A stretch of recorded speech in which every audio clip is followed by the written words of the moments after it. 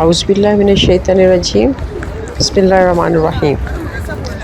حضرین، آج کی ویڈیو یہ بالکل لائیو آپ کو میں مدینہ پاک کا بتا رہی ہوں۔ سفر میرا جو مدینہ پاک میں آگے وہ جاتے ہوئے روضہ اقدس تک پہنچتے ہوئے اور اس کے بعد مسجد نبوی میں گئی ہوں۔ 12 ربیع الاول ہے یہاں پاکستان میں، اور مجھے یہ والی جو ویڈیو میرے پاس پڑی ہوئی تھی، میں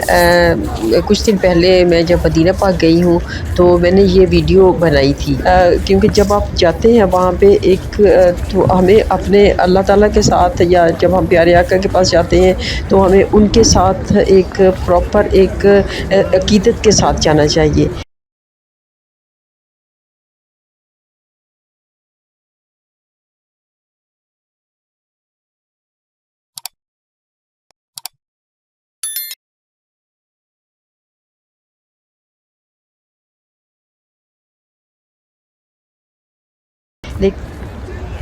ناظرین، مرد حضرات کو تو میں نے نہیں دیکھا، لیکن خاص طور سے جو ہماری خواتین ہیں وہ جب مدینہ پاک میں جاتی ہیں یا مکہ میں بھی جاتی ہیں تو وہ ایسے دھکم پیل کے ساتھ جاتی ہیں جیسے کوئی راشن لینے کے والے کوئی لوگ نہیں ہوتے ہیں کہ اس میں وہ دھکا مار مار کے ایک دوسرے کو جاتے ہیں کہ میں یہ راشن لے لوں، میں یہ راشن لے لوں۔ یہی حال ان لوگوں کا یہی ہوتا ہے کہ جیسے وہ دیکھتے ہیں کچھ جہاں پہ گیدرنگ زیادہ ہوئی ہے، کچھ لوگوں کی بھیڑ زیادہ ہو گئی ہے، تو وہاں پہ پھر وہ دھکم پیل شروع ہو جاتی ہے۔ باقی بھی کنٹریز کے لوگ آئے ہوئے تھے، وہ اس طرح سے وہ نہیں میں نے دیکھا ان کو، لیکن ہماری جو خاص طور سے جو ہماری خواتین یہ جو اس طرح سے دیہات وغیرہ سے خواتین آتی ہیں یا کچھ اس طرح سے، وہ بہت زیادہ، ایک تو ماشاء اللہ سے جان والی بھی بہت ہوتی ہیں، تو وہ دھکم پیر بہت کرتی ہیں، اور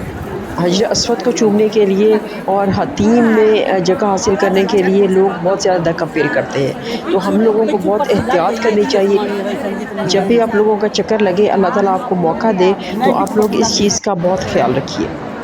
اور یہاں پر میں خاص طور سے یہ جو ویڈیو میں ڈالی ہے، اس وقت جب بندہ جاتا ہے نا مدینہ پاک میں جاتا ہے، اور خاص طور سے روضہ اقدس آپ کے سامنے ہوتا ہے، اور مسجد نبوی میں جب آپ خاص طور سے جاتے ہیں تو وہ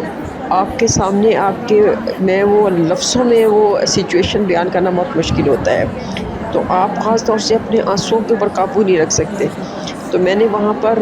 کوشش کی تھی کہ میں جو ہے نا وہ کیونکہ مجھے بہت پسند ہے درود تاج جو ہے، اس میں پیارے آقا صلی اللہ علیہ وسلم کی تعریف ہی تعریف ہے، اور میں جب وہاں پر گئی تو میں نے درود تاج کو تھوڑا پڑھا تھا تھوڑی سی اونچی آواز میں، اور ساتھ میں جو ہے نا میرے آواز یہ کہتے ہیں نا کہ رونے والی آواز ہوتی ہے، آنسو تو آ رہے ہوتے ہیں اور ساتھ میں آواز میں بھی وہ تھوڑا سا ایک کپکپاہٹ سی آ جاتی ہے، تو وہ میں تھوڑا اونچی آواز سے پڑھی تھی، جہاں سے مجھے بعد میں فیل ہوا کہ شاید مجھے اس طرح سے نہیں پڑھنا چاہیے، کیونکہ سورہ حجرات میں ہے کہ اپنی آوازوں کو، جب آپ رسول پاک صلی اللہ علیہ وسلم کے حجرہ کی طرف آؤ تو اپنی آوازوں کو نیچا رکھو۔ تو میں پھر اس لیے یہاں سے یہ آواز کو میں نے وہ ڈاؤن کر دیا ہے، اور میں جو ہے نا آپ لوگوں کے ساتھ سے یہ والے وائس اوور کر کے تو میں آپ لوگوں کو بتا رہی ہوں، اور انشاءاللہ آپ لوگ اس ویڈیو کو دیکھیے، اور جو بھی دعا مانگیں گے اللہ تعالیٰ آپ کی دعا ضرور قبول کریں گے انشاءاللہ تعالیٰ العزیز۔ ناظرین، انشاءاللہ میں نے کوشش تو بہت کی ہے کہ میں آگے تک لے کے جاؤں، آپ اس کو غور سے دیکھیے۔ میں نے وہ بالکل روضہ اقدس جہاں پہ وہ آگے، کیونکہ خواتین کو اجازت نہیں ہے آگے جانے کی، لیکن یہ ہے کہ میں نے کوشش کی ہے کہ اس کو کیمرہ کو آگے کر کے تو وہ میں وہاں پہ دکھاؤں کہ جہاں پہ پیارے آقا صلی اللہ علیہ وسلم کا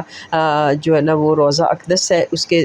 ایک وال ہے، اس کے پیچھے وہ ہے۔ مرد حضرات تو چلے جاتے ہیں، لیکن خواتین کو ڈائریکٹ اجازت نہیں ہے، وہ صرف آگے دیوار ہے، اور وہاں سے پھر وہ اس کی زیارت کرتی ہیں۔